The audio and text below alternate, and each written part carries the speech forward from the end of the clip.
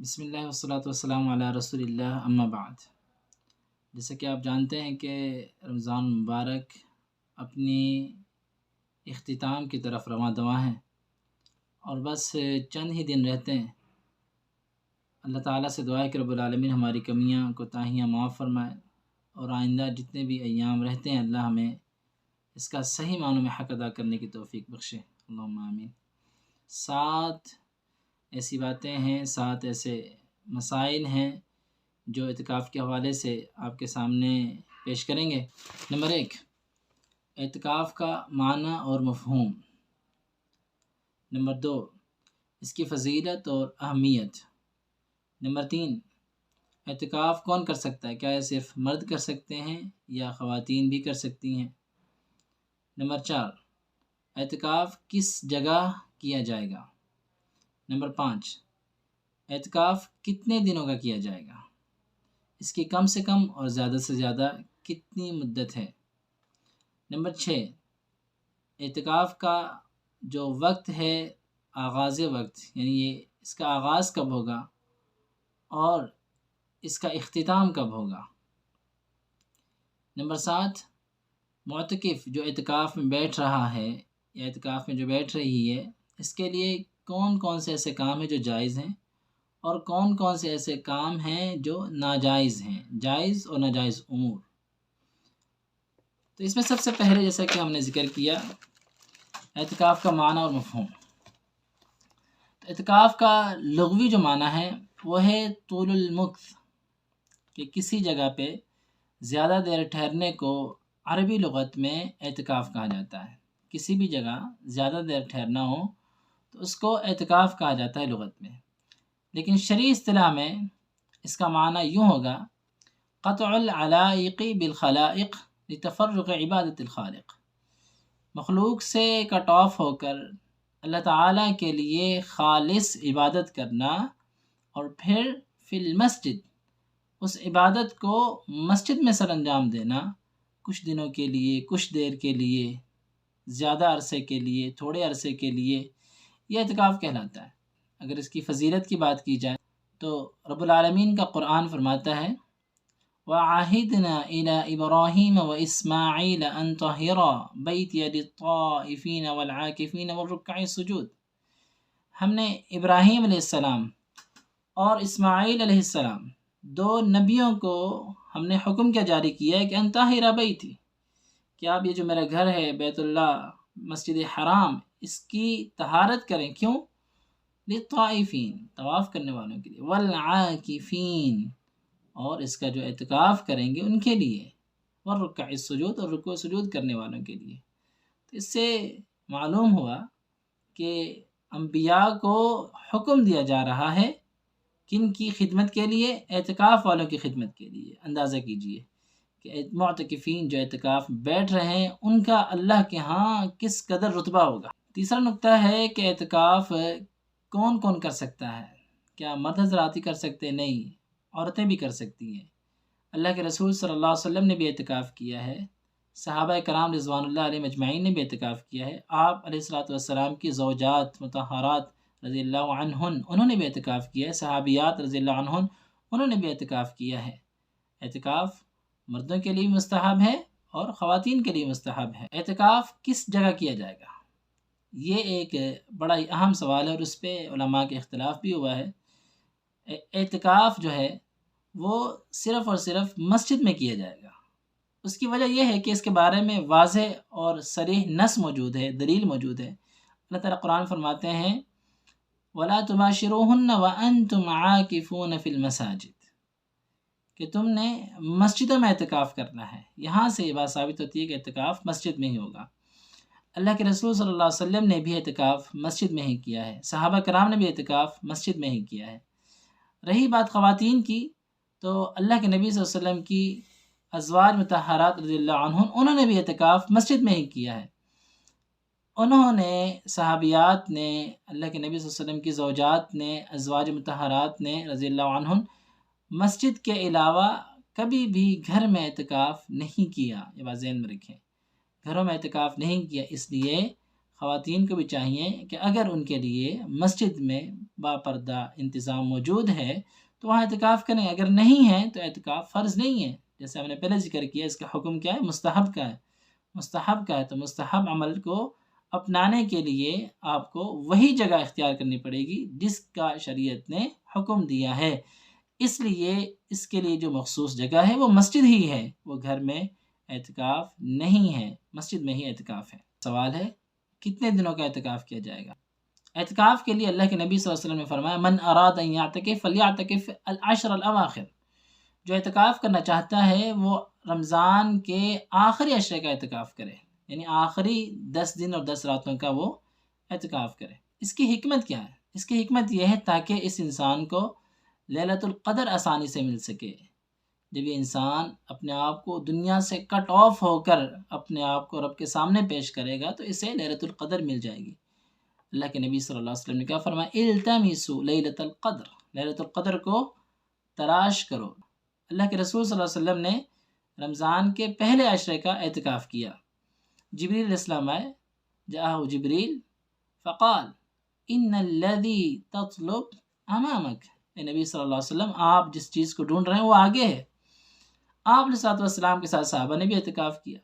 پھر آپ نے وساط رمضان، یعنی رمضان کا جو اوسط عشرہ ہے، درمیانہ عشرہ، آپ نے اس کا اعتکاف کیا۔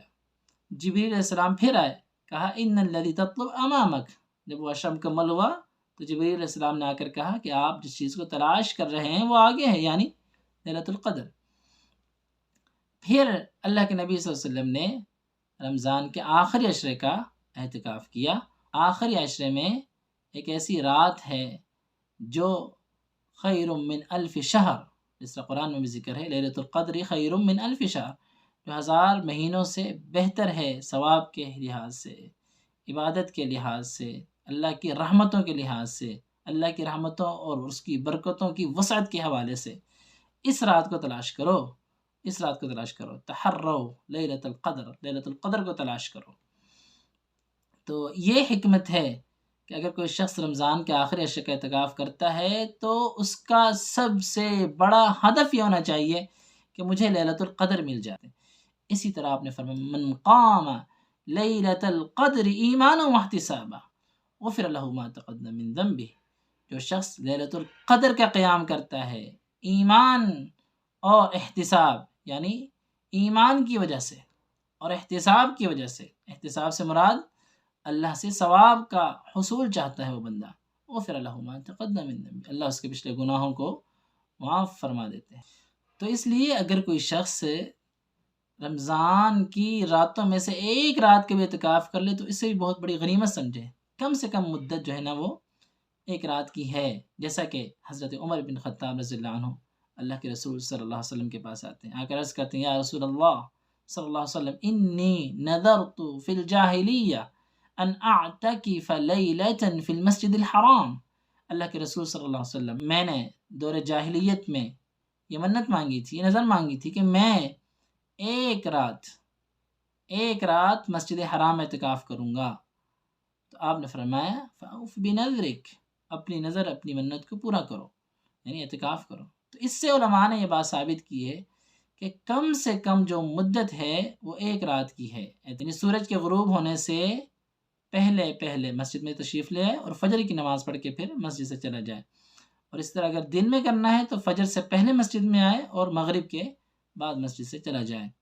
ٹھیک ہے ایک رات کا بھی اعتکاف کرے، لیکن کمال یہ ہے میرے بھائی کہ تو آخری 10 کی 10 راتیں اور آخری 10 کے 10 دن اپنے رب کو دے دے، تو دیکھنا پھر من کان للہ کان اللہ لہ، جو اللہ کا ہو جاتا ہے پھر اللہ اس کا ہو جاتا ہے۔ اگر کوئی شخص 10 راتوں کا اعتکاف کرنا چاہتا ہے تو اس کے لیے جو آغاز وقت ہے وہ یہ ہے کہ وہ 20ویں روزے کے افطار سے پہلے مسجد میں تشریف لے آئے۔ 20ویں روزے کو، جیسے اب شام کو افطار ہونے والی ہے تو وہ سورج کے غروب ہونے سے پہلے مسجد میں آ جائے اور پھر رات بھر مسجد میں رہیں اور فجر کی نماز پڑھ کے جو اس نے اپنے لیے خیمہ بنایا ہے اعتکاف کے لیے اس میں داخل ہو جائے۔ جیسا کہ ام المؤمنین عائشہ رضی اللہ تعالی عنہ کی روایت ان نبی صلی اللہ علیہ وسلم صلی الصبح دخل معتکفا، آپ نے فجر کی نماز پڑھی اور پھر اپنے خیمے میں چلے گئے۔ معتکف یعنی خیمہ جو آپ کے لیے بنایا گیا تھا، آپ وہاں اعتکاف والی جگہ وہاں داخل ہو گئے، وہاں چلے گئے۔ تو اس سے بات ثابت ہوتی ہے کہ اعتکاف میں داخل اس وقت ہوگا جب فجر کی نماز پڑھ لے گا، 21ویں روزے کی فجر کی نماز پڑھ کے اعتکاف میں داخل ہو جائے۔ اس کا اختتام کیا ہے کہ جب آپ کو کنفرم ہو جائے کہ اب شوال کا چاند طلوع ہو چکا ہے، رمضان کے روزے پورے ہو گئے، معتکف کے لیے، اعتکاف کرنے والے کے لیے کچھ چیزیں جائز ہیں اور کچھ ناجائز ہیں۔ جو مطلب ہے جائز کہنے کا مطلب یہ ہے کہ وہ ہمارے ہاں یہ خیال کیا جاتا ہے کہ یہ اعتکاف والا نہیں کر سکتا، لیکن شریعت اسلامیہ نے اس کو اجازت دی ہے۔ اس کی دو صورتیں ہیں جائز کی۔ نمبر ایک، پہلی یہ ہے خروج الحاجہ، وہ ضرورت کے لیے، اپنی ضرورت پوری کرنے کے لیے مسجد سے باہر بھی جا سکتا ہے، لیکن کس وقت؟ جب اس کی ضرورت کا اہتمام مسجد میں نہ کیا جاتا ہو۔ مثال کے طور پہ ایک شخص ہے، اس کے لیے کھانے پینے کا انتظام ہی نہیں ہے مسجد میں، تو وہ کھائے گا پیے گا کہاں سے؟ ظاہری بات ہے وہ گھر جائے، گھر سے کوئی شخص بھی نہیں لے کے آ سکتا اس کے لیے، تو وہ گھر جائے لیکن کسی سے بات چیت نہ کرے، گھر جا کے کھانا کھائے، کھانا کھا کے پانی پی کے واپس آ جائے۔ اگر اس کے لیے مسجد میں غسل وغیرہ کا اہتمام نہیں ہے تو گھر قریب ہے، گھر چلا جائے، وہاں جا کے غسل کرے اور پھر واپس آ جائے۔ جس طرح عادتاً انسان جاتا ہے ایسے جا سکتا ہے، اس میں کوئی حرج نہیں اگر مساجد میں اس کا اہتمام نہیں کیا جاتا۔ لیکن الحمدللہ آج کل جو جتنی مساجد ہیں ان تمام مساجد میں ان تمام چیزوں کا اہتمام کیا جاتا ہے، الا قلیل۔ ہاں، اگر کسی مسجد میں ایسا اہتمام نہیں ہے یا تھا پہلے لیکن اب منقطع ہو چکا ہے، کوئی ایسی وجہ بن گئی ہے کہ اب مثلا پانی کا اہتمام نہیں ہے، وہاں پہ کوئی چیزیں خراب ہو گئی ہیں، اس وجہ سے اگر وہ جانا چاہے وہ جائے اور پھر اپنی ضرورت پوری کرے اور واپس آ جائے۔ ایک تو یہ صورت ہے۔ دوسری صورت ایسی ہے کہ کوئی معاملہ پیش آ جائے، مثلا ایک شخص ہے، اس کی فوتگی ہو گئی ہے، کوئی رشتہ دار قریبی فوت ہو گیا ہے، وہ ویسے نہیں جا سکتا، ایسے نہیں جا سکتا۔ اللہ کے نبی صلی اللہ علیہ وسلم نے منع فرمایا، نہ کسی کے جنازے میں شریک ہوگا معتکف اور نہ ہی کسی کی تعزیت کے لیے جائے گا۔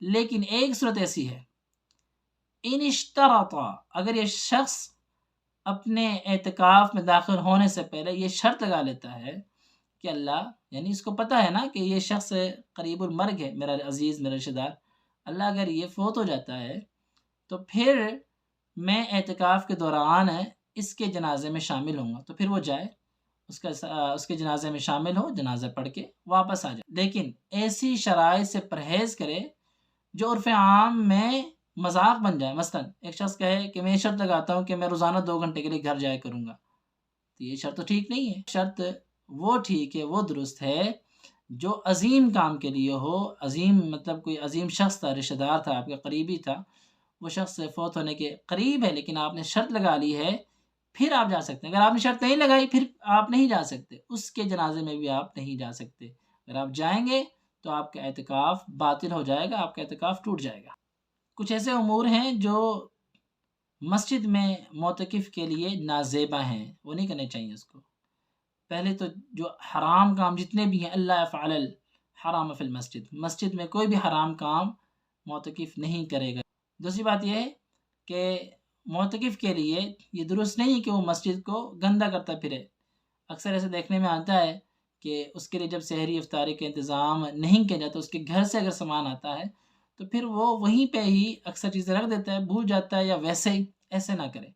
مساجد کو جیسے ہم نے پہلے ذکر کیا ہے، اللہ تعالیٰ نے کیا فرمایا؟ ان طہرا بیتی للطائفین والعاکفین والرکع السجود، کہ ابراہیم اور اسماعیل علیہ السلام تم نے مسجد کو پاک رکھنا ہے، طواف کرنے والوں کے لیے، یعنی مسجد حرام کی بات ہو رہی ہے، اعتکاف کرنے والوں کے لیے، رکوع سجود کرنے والوں کے لیے۔ جہاں پہ اعتکاف ہوگا اس مسجد کو، ان کی ذمہ داری ہے معتکفین کی کہ وہ اس مسجد کو صاف ستھرا رکھیں، پاکیزہ رکھیں، پاک صاف، اس کو گندہ نہ کریں۔ اکثر ایسے بھی دیکھنے میں آتا ہے کہ جو ان کا کمبل وغیرہ ہوتا ہے وہ راستے میں پڑا ہوتا ہے، ٹھیک ہے، وہاں سے نماز کا ٹائم رہتا ہے، نمازی آتے ہیں تو پھر وہ اٹھاتا ہے پھرتا ہے بعد میں۔ ایسا نہ کریں، یعنی ان چیزوں کا وہ خاص احتیاط کریں۔ اسی طرح مساجد کی انتظامیہ نے جو شرائط رکھی ہیں، مثلا ان کی طرف سے یہ شرائط ہے کہ جی مسجد میں موبائل فون کا استعمال نہیں کیا جائے گا، یہ اکثر مساجد میں شرط ہوتی ہے، اور یہ شرط بالکل ٹھیک اور درست ہے۔ اس کی وجہ یہ ہے کہ آپ نے اعتکاف جس نیت سے کیا ہے وہ یہ تھی آپ کی نیت کہ میں مخلوق سے کٹ آف ہونا چاہتا ہوں، لیکن موبائل ایک ایسا خطرناک ذریعہ ہے جو آپ کو مسجد میں آپ اعتکاف میں بیٹھے ہوں تو یہ آپ کو یوں کر دے گا جیسے آپ اعتکاف سے باہر ہیں، جیسے آپ مسجد سے باہر ہیں۔ تو لہٰذا ان چیزوں کا خیال رکھیں۔ مساجد کی انتظامیہ نے جو قواعد و ضوابط لاگو کیے ہیں ان کو فالو کیا جائے۔ اکثر ایسے بھی دیکھنے میں آتا ہے کہ وہاں تراویح پڑھی جا رہی ہوتی ہے اور یہ معتکفین حضرات سو رہے ہوتے ہیں۔